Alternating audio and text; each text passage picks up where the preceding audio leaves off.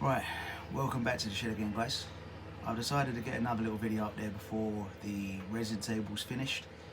That one's kicking my backside a little bit, but bear with me, it will be ready soon. This one is more of a sort of an unboxing. I've never done anything like this before. I wanted to see how it goes with you guys, see what you think. Now, I've been playing around with lathes for a little while. I've got a little one that my brother-in-law brought me, and when I say little, it's only about so big, about that big, and you can only do a certain amount of things with it, and it's been brilliant. It's taught me some learning curves and stuff on how to hold the tools and other bits and pieces. But obviously, if I want to do bigger items, I need something bigger. So walking around one of the superstores recently, I found this. Now, I know someone's already done a video on this, but I decided to do it myself as well, just to, as a complete and utter novice for all these things, just give it a go, you know. Now, I picked it up for $39.99, so 40 quid essentially, and I think it's a steal for that. I'm not expecting the quality of the item to be really high quality. I'm pretty sure the tray, from watching a couple of other videos on it, that's only aluminium. I've not even opened the box yet. I thought I'd do that on camera with you guys. So I'm not expecting it to last very long at all. It is just going to be more something for me to practice with, to play around on, to learn some more techniques and skills, and then potentially down the line to actually get a proper decent lathe. Still only a small one, probably nothing bigger than this, because as you guys know, my workshop's only small. But that's it. So for now, I'm going to stop flapping my gums and I'm going to get it opened up.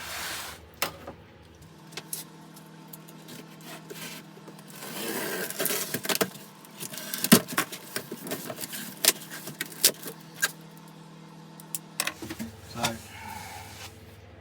this one is the Parkside PDM 600 C3. Now, I have no idea in their versions of these things which one it is, whether it's even going to be any good. I have no idea. So let's just go for opening stuff up.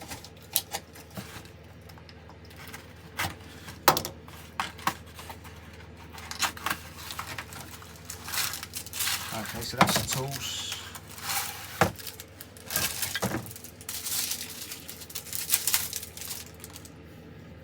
They do have the coating on them, so they were nice and protected. I actually do have some other tools as well that I've got from Rutland Tools. I got a box from them before when I was playing around with the little lathe, and they're not great for that little thing, but they'll be brilliant for this. They actually have the replaceable carbide tips on them as well. Tool rest. Now, this is the biggest thing that I know a lot of people have moaned about, is this thumb screw here, which tightens up the tool rest. But again, just have a little play around with it, see what happens.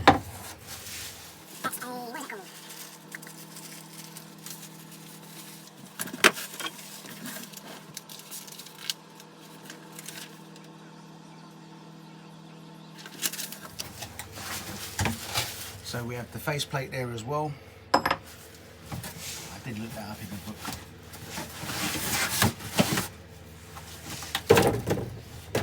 Now obviously this is going to have to find a home in here as well. I'm pretty sure I know where it's going to go.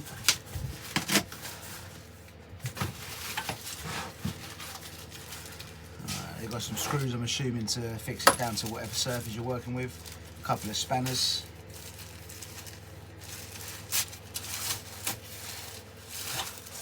All lovely coated in grease. And the main attraction.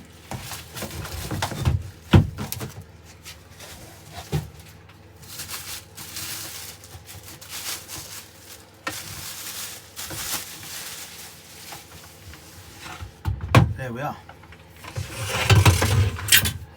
What the heck is that?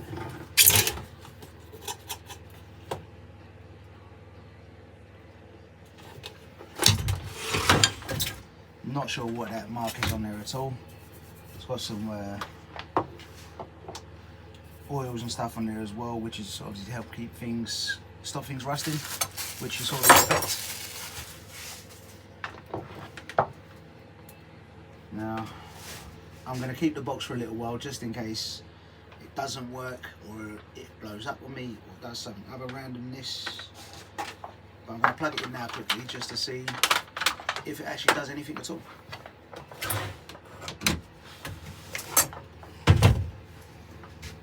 Let's set it to the lowest setting. So it does have RPM gauge on it, or RPM gauge, and RPM selector, which is this knob here, or this dial, and that goes from 800 round to 3000. Again, that's something I'm going to have to play around with, and there's just the on and off button this end.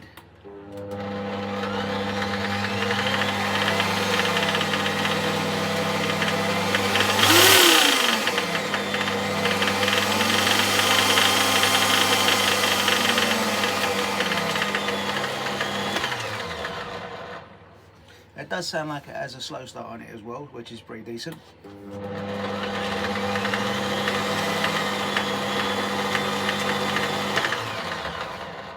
It does sound a bit gaunchy in that motor.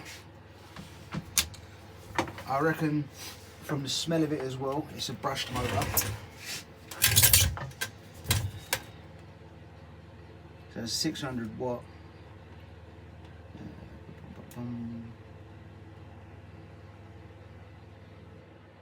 Doesn't say whether it's brushed or not, but from the smell of it, and I'm sure any of you familiar with power tools and stuff will know that smell, it's definitely brushed.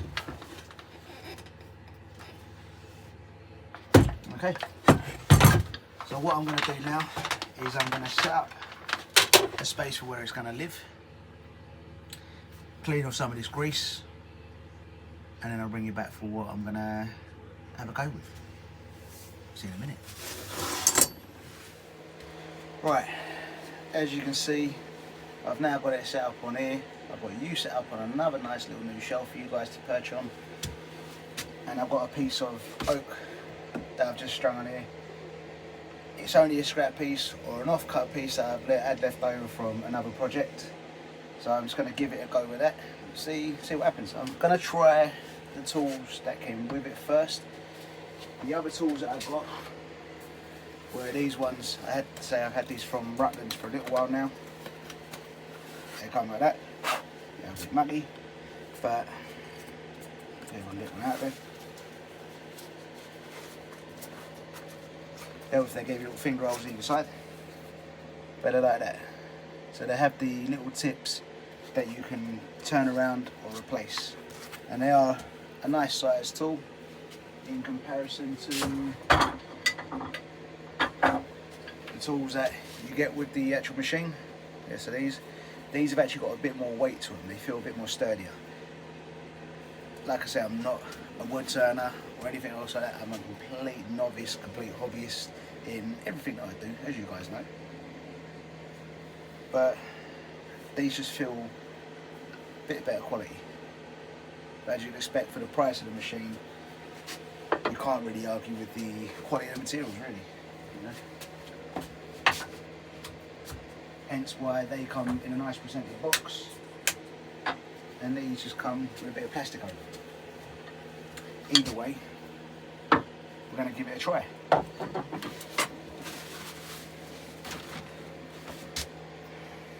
Right, I'm going to start it slow.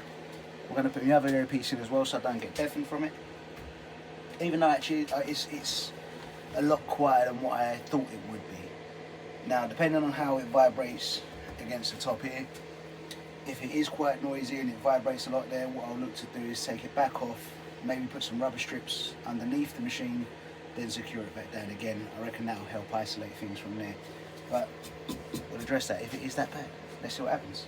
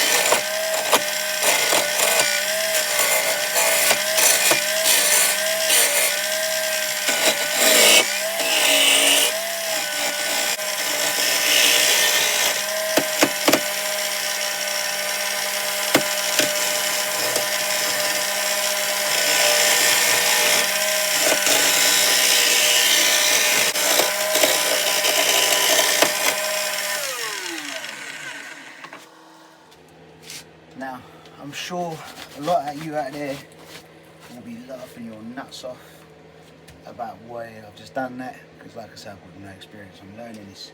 It has, however, turned a square thing round. So that's a start, surely. Now, there was some points where I felt the tool biting, like jamming and jumping, so I need to play around with that. You may be able to give me some little hints or tips onto what I'm doing wrong. I'm here to learn, the same as everyone. Has made some nice chips. That's always a good thing. Yeah, it is man glitter after all. So far, can't really put any negatives towards it apart from just being the quality of the machine is not the greatest. But I'll keep going and see what happens. Right, so I've got the tool rest set up now towards this end of the spindle that I'm playing with. It's not as square as this end was. It has got some flattened off edges, so hopefully it won't chatter as much. I'm sure I was doing something wrong on that. Yeah, so let's give it a go. I'm going to use some eye protection now as well, because I was stupid the first time and I didn't do it. Don't do that. Always use face protection or eye protection at least, at bare minimum. Alright, so eye protection, remember, eye protection, eye protection. If you can, if you've got a face shield, that's the better thing to use because it does send off a lot of chips towards you. Let's give it a go.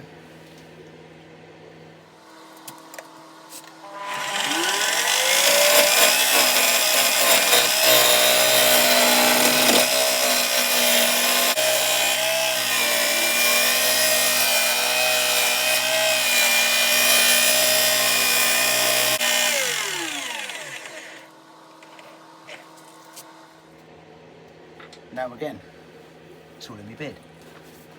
Maybe do some dust mask as well, maybe that's what I should do. It's made a square thing round again. Now, obviously it's not perfect, and I'm only playing about with different things. I don't even know what I'm making, if I'm making anything apart from a stick. So, I'm going to carry on playing around with this.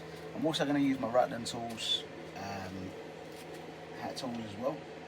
Rutland tools, there you go. I'm also going to use them to see how they work with this. And just go from there. Just carry on watching. You might be surprised.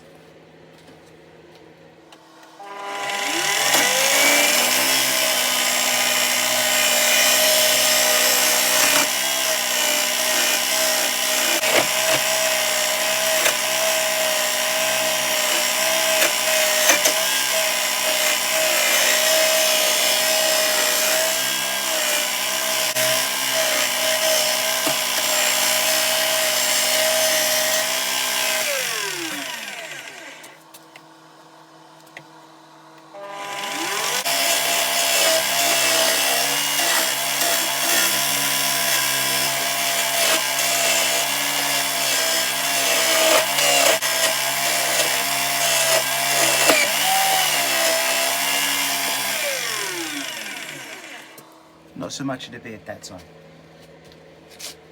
Now, through playing around for the last few minutes, my biggest thing with this so far, and it's definitely not me, it's in a lot of the reviews on this thing as well, I looked it up afterwards, is the tool rest is absolutely poop. This end seems lower than that end, and no matter which way you adjust it, it just keeps coming loose. Now, like I said, I know I'm not no expert wood turner or anything else like that, but I'm sure that that's not meant to happen.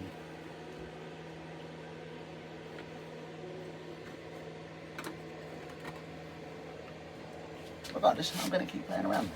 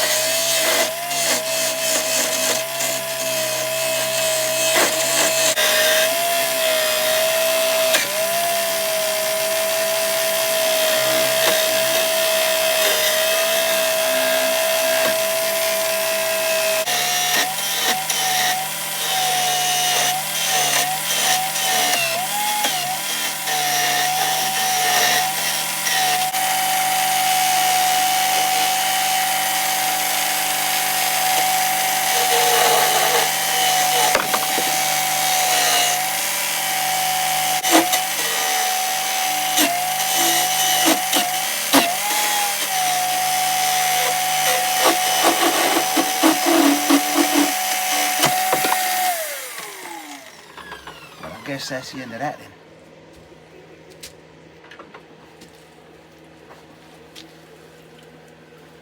Right.